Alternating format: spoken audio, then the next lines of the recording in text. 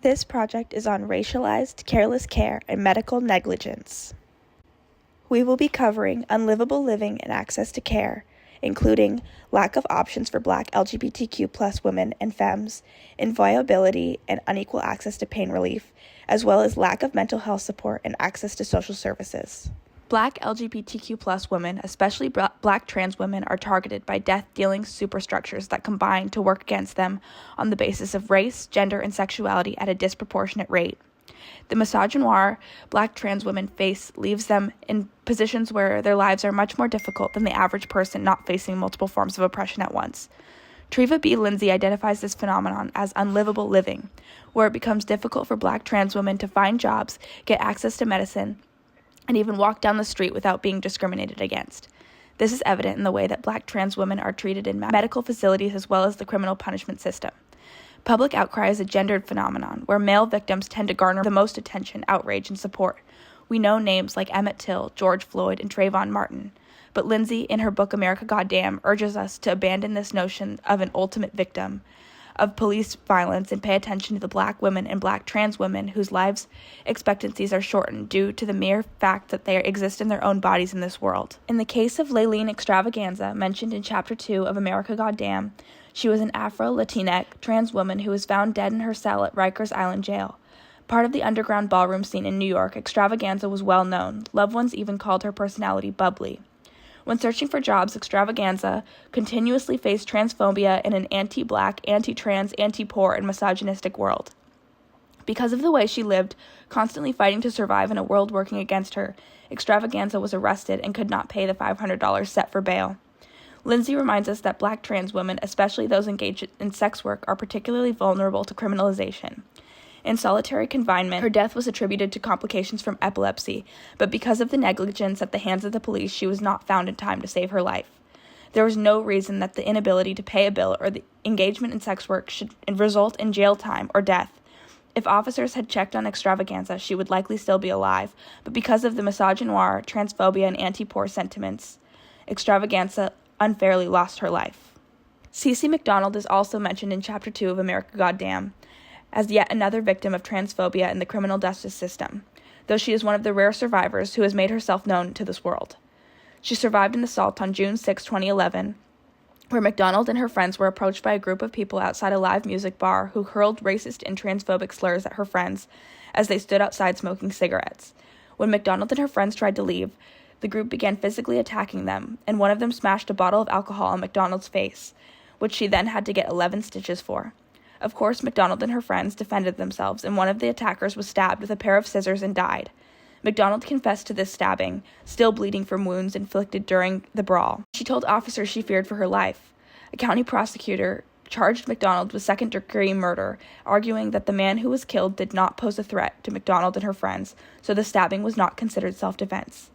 Because of the criminal punishment system criminalizing Black trans women, their words do not count the same as a man's account of what happened. McDonald's account was devalued because of racist, sexist, and transphobic stereotypes about Black trans women that make their way into the criminal punishment system. McDonald accepted a plea bargain in 2012, in which the second-degree murder charges were dropped to second-degree manslaughter. She then had to serve 41 months in a men's prison for defending herself against transphobes who would have likely killed her had she not done something. As we have seen, it is no shock that the criminal punishment system values the account of a dead man over a living trans woman. According to a 2015 HuffPost article, since her release from prison, McDonald has taken on activist work to stand up for other Black trans women. She is focused on Black Trans Lives Matter, a movement in Minneapolis working toward bringing a different forefront to Minnesota. We are given this false idea that prisons are safe, or prisons protect you, or prisons reform the people within them. We have come to see that this is not the case, McDonald shared in the HuffPost article. People come out of prisons sometimes worse than when they went in. Prisons not only affect the inmates, but they also affect the people that work there. We see that prisons take up resources, they take up space, and we need to get people to understand that as long as people are using prisons for their own agendas and fear-mongering tactics, and having people believe that prisons are safe, then that's what we're going to believe. But we need to decolonize our minds around prisons and what prison reform is. We don't need any more prisons. We need those funds and resources that are put into prisons to be put into our communities, like our schools, our hospitals, our mental health facilities, fair housing and housing programs, employment agencies, places that will actually help people turn it to certain things that will tend to criminalize them and either have them incarcerated or dead. We talked in class about how consent is manufactured to target certain demographics. Roughly 2% of the U.S. population identifies as trans, and consent is manufactured to ostracize, harm, and punish a group of people who are already marginalized, systemically disadvantaged, and discriminated against. Once the public sees that the general consensus is against Black trans women, this gives them license to be more violent and bigoted to the point where it becomes socially acceptable to be transphobic, misogynistic, and racist. The Detroit News article, also referenced in class, quotes trans activist and actress Laverne Cox, who has been speaking up against the Trump administration's ongoing anti-trans agenda. Cox told CNN that the Republican Party spent $215 million on anti-trans ads in the last election, and executive orders are limiting the rights of trans people left and right, while conservatives like Trump and Elon Musk are able to manufacture consent that trans lives are the problem. They're worried about the wrong 1%, Cox said, of the richest people in the country supporting Trump through his anti-trans pursuit. We seem to be going backward instead of forward because as the public becomes more and more outraged about trans issues that literally do not affect them in any way, shape, or form, trans people are the ones that begin to suffer with less and less options available to them. It is incredibly unfair that Black trans women like Cece McDonald and Lillian Extravaganza might be hurt or killed for going to a bar or making money through sex work when their access to care is already so limited. Black women and femmes are also more likely to have their pain ignored or disbelieved by medical professionals due to anti-Black and misogynistic stereotyping, as well as institutional discrimination that degrades and dismisses Black suffering. In order to understand the discrimination that Black women and femmes experience, you must understand the frameworks of inviolability and misogynoir. Inviolability refers to the idea that Black femmes do not experience pain in the same way, and that they are incapable of being violated because they essentially do not inhabit a violable body. This systematic, institutional, and structural devaluation of the Black body is an effect carried over from chattel slavery, where a Black person's physical health was only considered for their ability to perform labor, rather than their ability to feel pain and sickness.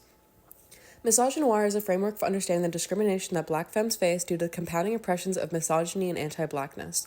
Misogynoir attests to a racist history of perceptions about the intelligence, competence, and honesty of Black femmes. Moreover, anti-Black stereotypes about Black people being more likely to seek medication for drug purposes rather than serious medical issues also make medical professionals more distrustful of their professions of pain. Black women and femmes also are often framed as overdramatic and irrational, so their pain is likely to be seen as exaggerated or dismissed as a shifty tactic to acquire drugs. The convergence of notions about inviolability and misogynoir create unequal access to pain relief and treatment because Black women and femmes are seen as both having a low susceptibility to pain and a high likelihood of dishonesty. So how does inviolability and medical discrimination manifest? It manifests through the rejection of claims of discomfort, neglect and lack of follow-up checks to ensure a patient's condition doesn't change, restriction of pain medication, and maternal morbidity. Dr. Tressie McMillan Cotton, author of Thick and Other Essays, writes, "The World Health Organization estimates that Black expectant and new mothers in the United States die at about the same rate as women in countries such as Mexico and Uzbekistan. The difference in rates is attributable in large degree to the high mortality rate of Black women in the United States. The CDC says that Black women are 243% more likely to die from pregnancy or childbirth-related causes than are white women. These are not new data. They aren't hard to find if hard to accept data. There is no debate whether or not Black women and femmes are disproportionately impacted by medical violence and neglect. It is fact. And case after case have tragically reinforced that which we already know. Joyce Cornell was a 55-year-old woman who was arrested on a warrant while receiving treatment in a hospital due to an outstanding fee of $1,184.90 that she had left to pay off on a fine for shoplifting $20 worth of beer and candy. During Joyce's stay in police custody, she vomited profusely and could not stomach her meals. She was denied water and intravenous fluids, and despite repeatedly vocalizing her pain and symptoms, she passed away merely 27 hours after being taken into police custody. Joyce's story lays bare the recklessness by which Black women are treated. She was arrested while actively receiving intensive medical care, yet her sick body was not viewed or prioritized any differently for it. Joyce, like many Black women, was not seen as a reliable source on her own discomfort. Black women are not granted the ability to be an authority on their own body. Instead, they were relegated to the passenger seat, forced to accept whichever direction external forces deem appropriate. Rakina Jones was a 37-year-old woman who was arrested after an altercation with her abusive ex-husband. Although she cooperated with law enforcement during the arrest and informed them of her multiple medical conditions, including a brain injury she had sustained during the altercation, her claims of physical distress were also met with violent indifference. Dr. Lindsay writes that, at some point while detained, Rakina uttered, "I don't want to die in your cell," but by 7:30 a.m. the next day, Rakina was found non-responsive in her cell. Rakina left no room for interpretation. She knew the agony she was experiencing was not normal and that her life was on the line. Yet no matter how obvious she made her pain known, it was not enough to convince any of the authorities that were in a position to help her of her viability. They simply did not believe it.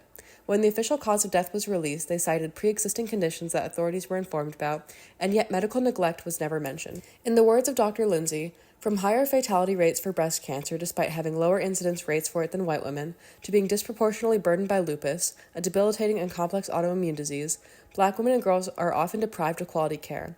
And while it's too oversimplifying to say anti-Black racism and sexism cause such disparate outcomes, they are pre-existing conditions negatively affecting our health outcomes and well-being. While there is no hierarchy of need, mental health is often recognized as not an essential social service. This leads to a lack of access for those with the most significant health needs. Black LGBTQ+ women and femmes face a compounded stigma and discrimination that stems from systemic barriers and a lack of cultural care. Economic structural inequalities feed into the need of and lack of health resources. These disparities in diagnosis and treatment affect their overall well-being. On top of mental health not being deemed a priority, when Black women are struggling through mental health challenges, they are further victimized and criminalized through the institutions that are meant to help. The criminalization of Black women shows that the combination of racism and sexism renders them invisible. In Chapter 2, America Goddamn, we talked about Sandra Bland. Sandra Bland was a 20-year-old Black woman from Chicago who died in police custody at the Waller County Jail. She was arrested in Prairie View, Texas, by a state trooper for a minor traffic offense. Following this overly exaggerated arrest for failing to signal a change, she could not afford to pay the $515 ticket she needed to post bond. And although around this time she was reported to be in good spirits, excited to start her new job, she was found hanging in a cell 3 days later. "I will light you up," Encina said, while pointing a taser to Sandra Bland. In the video released of the arrest, she was shown getting knocked down as she let him know that she had epilepsy. Encina, the police officer who arrested her, was placed on administrative leave for failing to follow proper traffic procedures. He was later indicted for lying about the circumstances surrounding Sandra's arrest. Additionally, the jail where Sandra Bland died was investigated following her death, and Texas authorities found that the Waller County Jail didn't follow proper procedures for routine checks and prisoner observation. She had a huge bond, which she was not able to afford, standing in the way of her freedom and revealing a system that is built on racism and disparities in the money bail system. There are continuous systematic failings that lead to Brand's death. When the criminal justice system fails to fulfill its claim to control, Black women are immediately branded as combative, deserving of mistreatment, and incompetent. All while under the care and jurisdiction of the state, Sandra was rendered invisible. Economic structural inequality also feeds into the lack of mental health resources people can access. People who are struggling with poverty or homelessness can struggle with access to medical treatment. This is due to funding, lack of insurance, transportation, consistent housing, and the complex challenges of their lives and experiences, including stigma and possible substance misuse. These mental health issues become invisible, often not included as an essential service because there are so many urgent needs. I looked at homeless shelters that address housing insecurity in Los Angeles and Orange County. Only 1 out of 5 had mental health resources. This is especially bad considering how these conditions of homelessness can exacerbate stress and effectively worsen mental health outcomes, especially for highly marginalized and ignored communities like Black women. Homelessness becomes criminalized, which has a higher chance of putting marginalized communities in danger. Trans people are less than 1% of the population, and trans people are not the reason you can't afford eggs. We're not the reason that you can't afford health care. We're not the reason that you can't buy a house or your rent's too high. Yeah. I think they're focused on the wrong 1%. Ooh. I think the other 1% is the reason for all those things.